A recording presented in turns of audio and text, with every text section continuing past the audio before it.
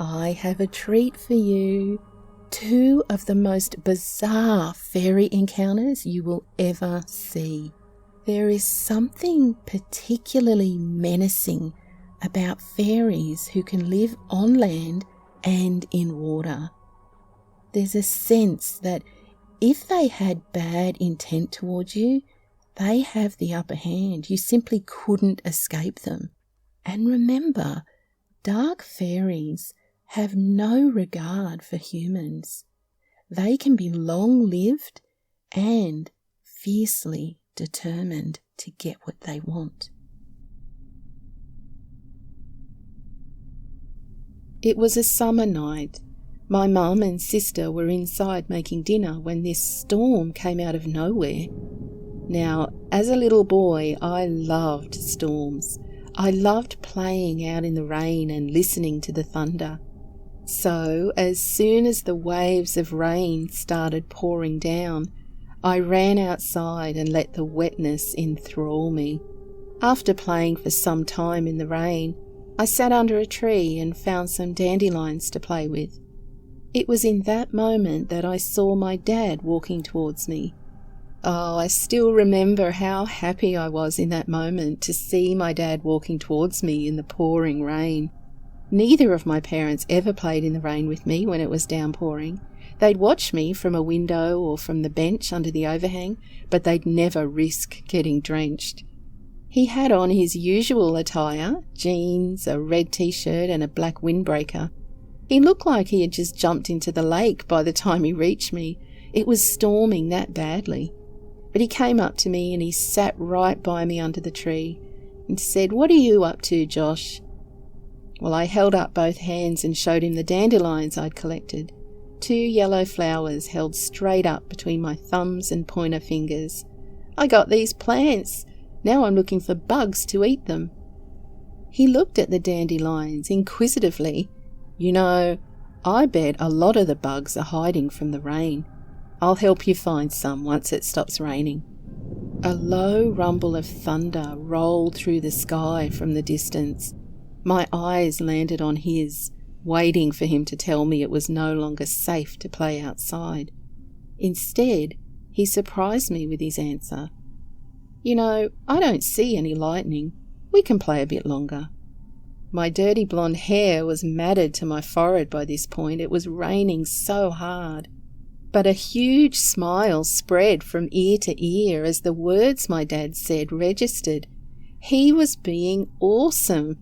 He sat with his legs crossed in the grass and leaned forward. His eyes darted around the yard, then they lit up as he spotted something. His thumb and pointer finger dug down between the blades of grass and out popped a worm. The brown thing wiggled and writhed as he held it up in the air. Black clumps of wet dirt fell off the slimy creature as it danced in the summer rain. "Whoa!" I dropped the dandelions to fall back to the earth. "Do you want to hold the worm, Josh?" I reached out and grabbed the thing with one hand. Each end of the worm swayed from the top and bottom of my hand. It tickled my palm as I held it tight, which made me laugh. "Hey, I tell you what, how about you and I go down to the lake? We can hold it in the water and see if a fish comes up to eat it." I scurried to my feet as fast as I could. Cool! The biggest grin still stretched across my face. My dad was letting me do things he normally wouldn't. For a split second, I wondered if my sister would want to come down to the lake with us. She would think it was interesting to see a fish eat a worm right out of my hand, after all. I looked up to the house to see if she was near the window so that I could wave her down. What I saw instead still terrifies me all these years later. I saw my dad in the window, staring back at me, panic written all over his face. The rain pitted and pattered against the window and it distorted the imagery, but there was no denying that my dad was now in the house. I looked back through the yard and saw what looked to be my dad standing beside me, except now he had his hand out and was more persistent about going down to the lake. Josh, come on, take my hand. Let's go check out the fish. There was an eager edge to his voice that wasn't there before. It made me have a nervous feeling in the pit of my stomach. My eyes shot back up to the house, and there was my dad using big, frantic arm motions, waving me inside the house, fear in his eyes. The dad who stood outside with me was even more persistent now. Josh, I said, let's go, now. He had a tone to his voice that had somehow become unfriendly and not so inviting. My intuition told me something was off about this, but my eyes were confused. How could my dad be outside and inside? I decided to tell my dad to wait a second and that I wanted to get Sissy from the house to come down and watch the fish with us. Before I could wait for his answer, I darted back to the house as fast as I could, with the worms still in my hand. When I walked through the front door, my dad ran for me as fast as he could. He scooped me up and locked the door. Mum was crying in the kitchen and my sister was sitting at the kitchen table, hyperventilating. The worms still danced in my hand and, unbeknownst to me, they were upset over who I'd been talking to in the yard. Sissy, want to go down to the lake with Daddy and I said. My sister stared back at me from the kitchen table with a petrified look on her face. Josh, that isn't Daddy outside. Confused, I looked out the window and then I saw it. Horror washed over me as I came to the realization of why everyone in the house was so scared. Standing in the yard was a grey, lanky, human-like creature. It held 2 dandelions in its hand and its head turned to look at the house. It had no eyes or lips to cover its mouth. We could feel the pain of this creature all the way from inside the house. The thing peered at the dandelions in its hand, then slowly dropped to the ground and slithered down to the lake. We never saw it again, and that was the day I stopped playing in the rain.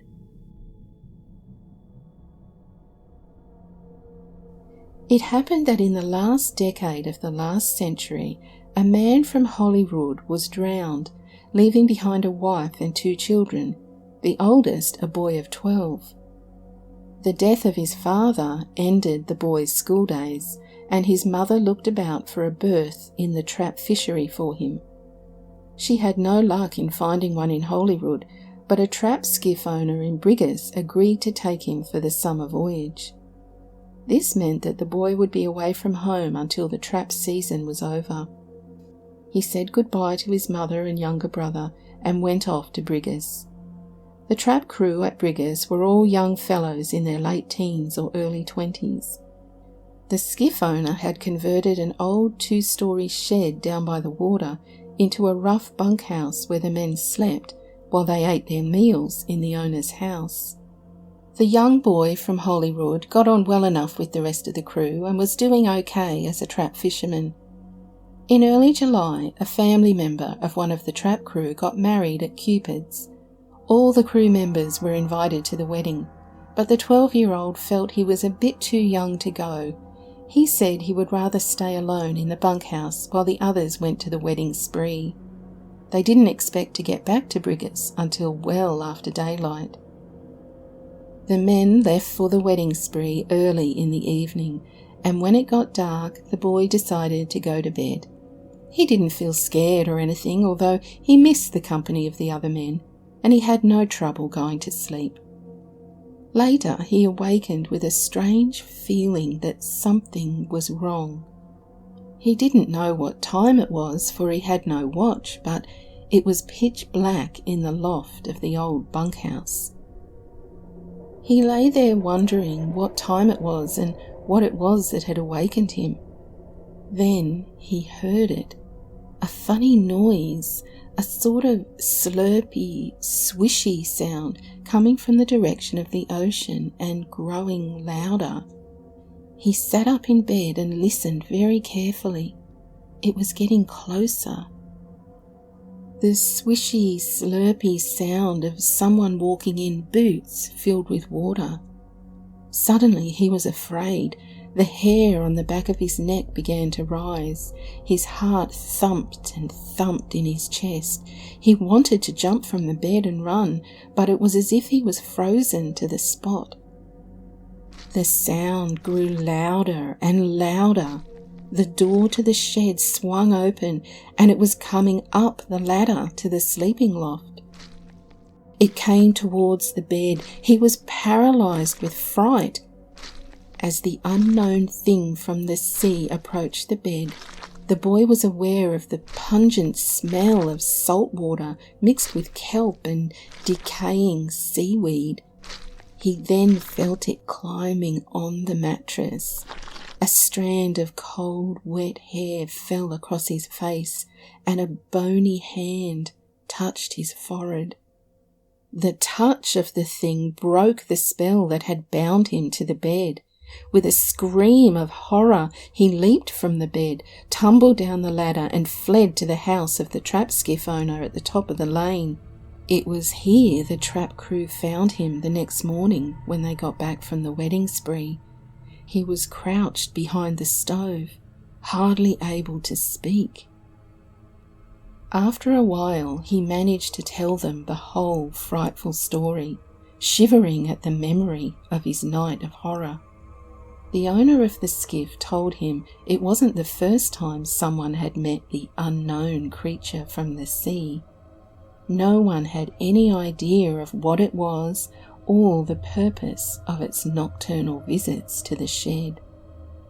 The boy wasn't sure whether or not he could sleep in that loft again, but remembering he was the sole supporter of his widowed mother and little brother, he put on a bold face and said he didn't mind going back as long as the rest of the crew were there too. They then had breakfast, and just as they finished, there was the sound of cartwheels outside the door. A few minutes later, the boy's mother entered looking for her son. She too had a strange story to tell, a terrible dream that had brought her to see her son. The night before, she had awakened at 2 o'clock with a terrible feeling that some danger threatened her son. So strong was the dream that she couldn't rest until she had talked with him. When daylight broke, she borrowed her neighbour's horse and cart and left to see him. On hearing his story, she didn't hesitate, but took the frightened boy back to Hollywood with her. A few days later, he got a berth with a Hollywood crew and was able to support his family once again. However, he never forgot the thing from the sea and was curious as to what it wanted. Some years later, as a young man, he went back to Brigus with the intention of spending another night alone in the shed loft. This time, if the unknown creature came out of the sea, he intended to ask who it was and what it wanted. Sadly, he was too late, for a mysterious fire had destroyed the shed a few years previous. The identity of the thing from the sea would remain forever a mystery.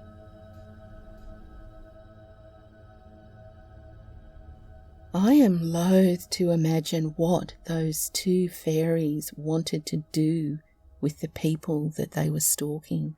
These people lived to share their experience. I wonder if there are others who were not so lucky. People who have simply disappeared near a body of water, leaving no trace behind, just presumed drowned. What do you think?